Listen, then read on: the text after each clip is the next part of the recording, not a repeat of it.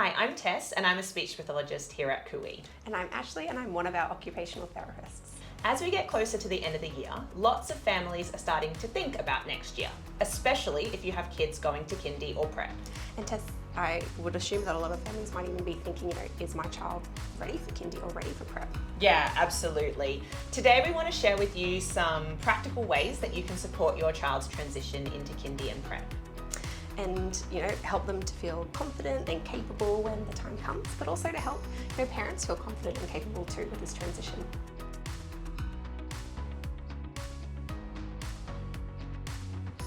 So when we talk about school readiness, we're not just talking about, our kids being able to know their numbers or know their letters.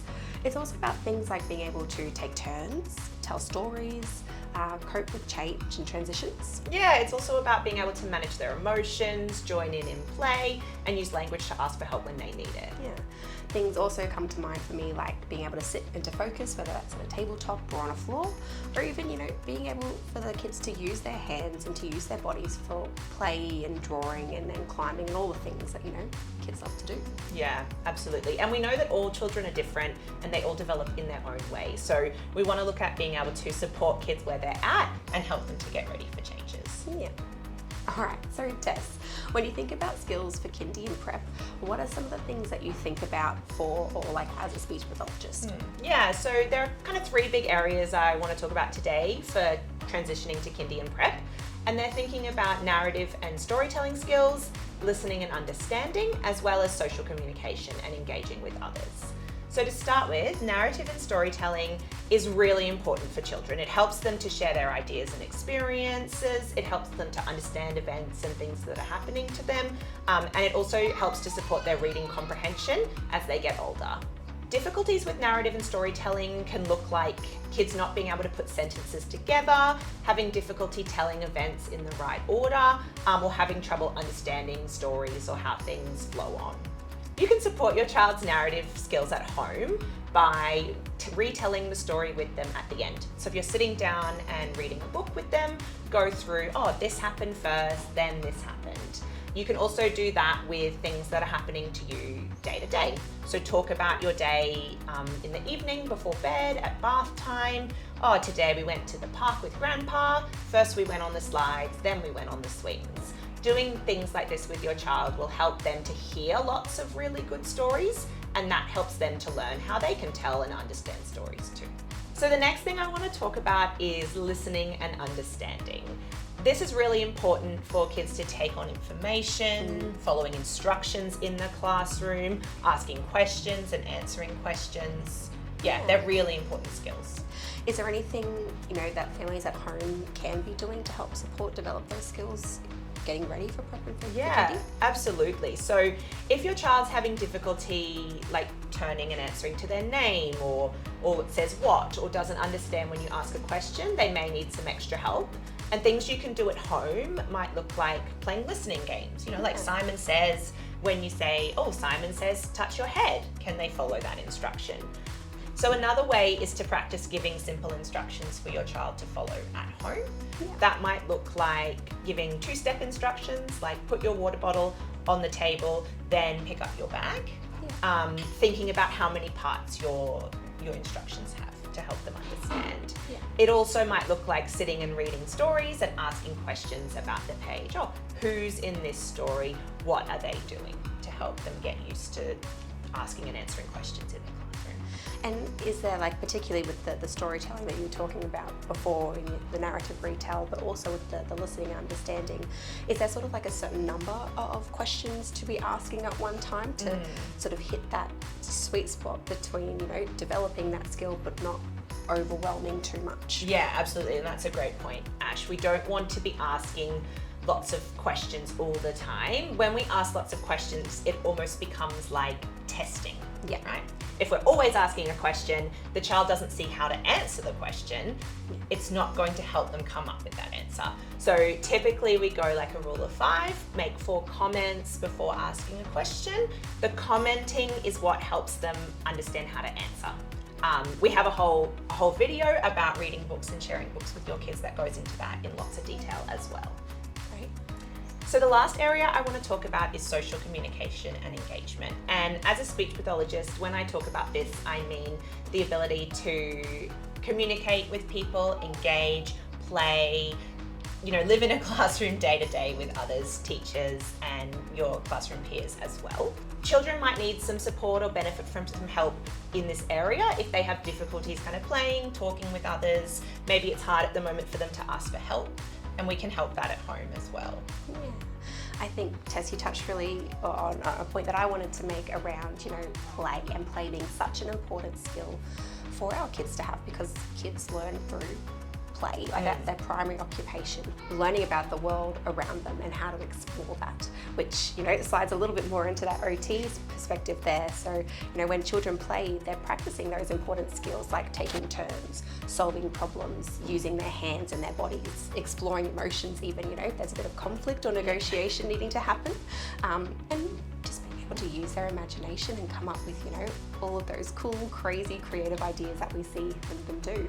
So while we know that all kinds of play, it is super important, and play can look different depending on, what the child's level is at and what their interests are, there are things that we can be looking out for just, to see if we do need to reach out for some extra help or some extra support. So things like if you're noticing your child having trouble coming up with ideas, they're playing the same games over and over again, they've got lots of recurring themes, even having trouble or difficulty with turn taking, so your turn, my turn, the next person's turn, or cooperating and negotiating with others, resulting sometimes in those big emotions which they feel really big for our kids, but how can we support them to navigate those a bit easier, and even having difficulty with problem solving. So there's a problem coming up in the play, being able to problem solve that on the spot and move through the situation, I think.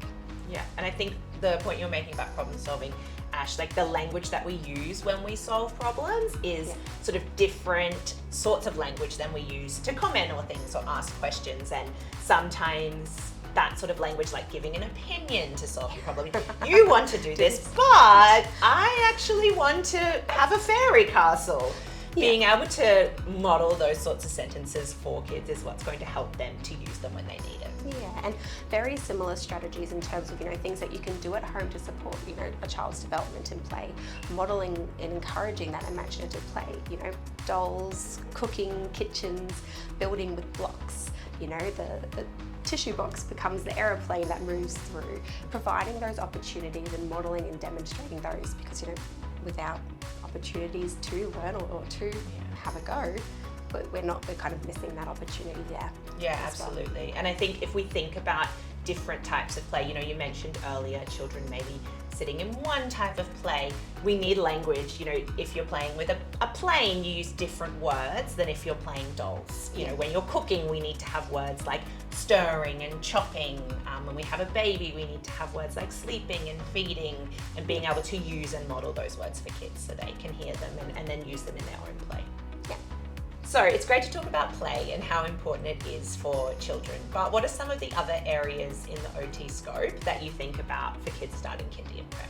Yeah, great question, Tess. And I think, OT is such a big, broad scope, and there's so many areas that we tend to look at. But, for today, I've sort of gone through three really that come to mind for me. So one of the areas that first comes to mind is the topic of transition. So transitions happen all the time at school, and that's, when we think about that, that's being able to move from one activity to another, move between different environments, so going from in the classroom out to the playground, even sometimes transitioning between different people, so different teachers, and also being able to transition and switch our focus between whether that's a topic or an activity that we're doing as well. And for some kids, transitions can be really overwhelming, particularly, if there's not a lot of warning time in the lead up to that.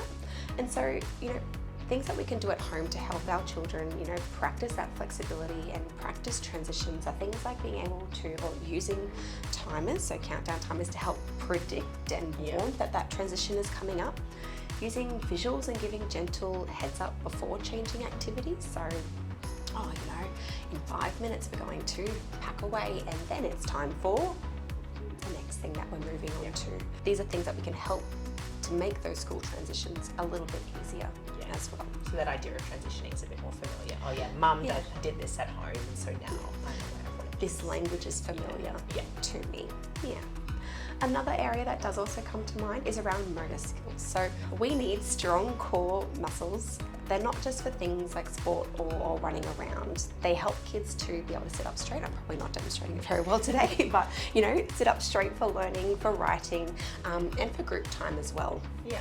If your child tends to slouch, so lots of things like this, I have to keep myself from doing this sometimes, leaning on furniture, or even sometimes struggling to sit still, you're getting lots of this moving up and around, rolling on the floor. It might be a sign that they do need a little bit more practice or development of that core strength there. And simple activities like crawling games, balancing on one foot, or even, wheelbarrow walks are a really playful way to help build these muscles up. It's all about giving them, particularly for motor skills, helping to build that physical confidence that they need to be able to do things like sit and focus in class. Because, when you picture a classroom, you often picture kids or students sitting down at chairs or sitting down at the floor. And if that's something that they're finding really tricky, anything else that we try and add on top, like load, whether that's something like writing or listening or, recalling information, is going to be, tricky for them, because all of that brain space is sort of used up on being able to keep my body in that upright position. I think that's a great point. And when we think about language, being able to use language to explain things, understand language, it is like a higher order skill. If those bottom skills aren't working, if a child's, like you said, not able to sit on the carpet, or spending a lot of their energy to sit up on the carpet, that energy can't go to listening and learning. Absolutely.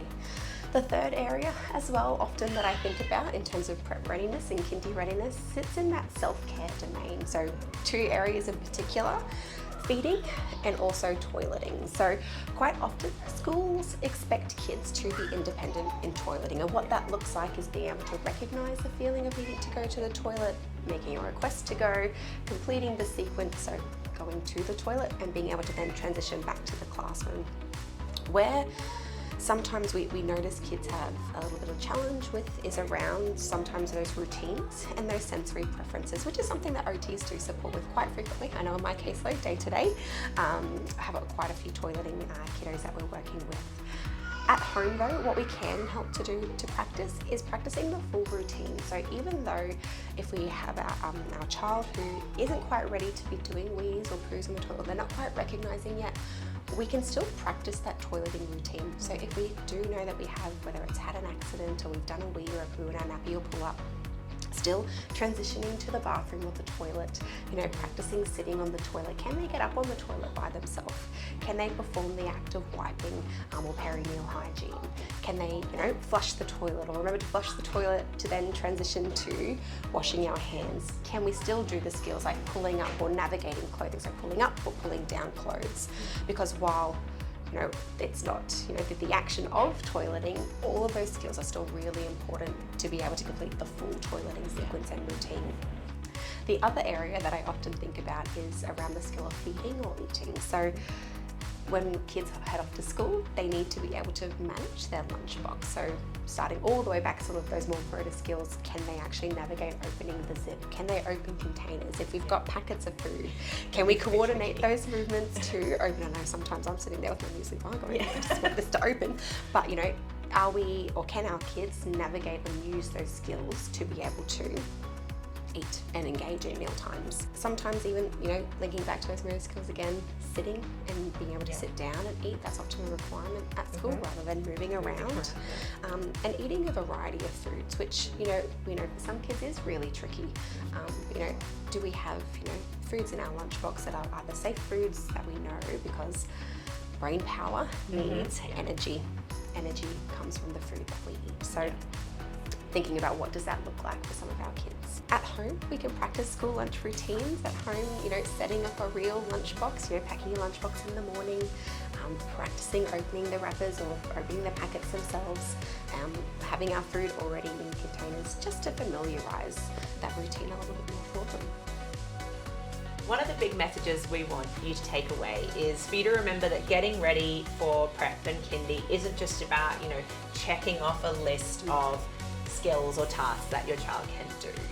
It's really about helping your child to feel confident and capable in their own time. Yeah, and we might not have, or sometimes kids are still developing those skills as they head into prep, and that's okay. Making sure that we're providing them with opportunities for learning and building that confidence to continue to build that capacity and capability is what we're most thinking about here. That's right, yeah. If you're not sure though, if your child is ready for prep or you're wondering more about how to help, come and have a chat with us. We love talking about prep readiness and kindy readiness. Have a chat to your educators as well in the daycare settings or kindies that you're already at, because they have a wealth of knowledge around that transition into prep or into those kindy years. They might have some good insights too into specific language or parts of their routine that they can share to help you get ready with your child at home as well. Yeah, but we're here to support in any way that we can to help your child on every step of their journey.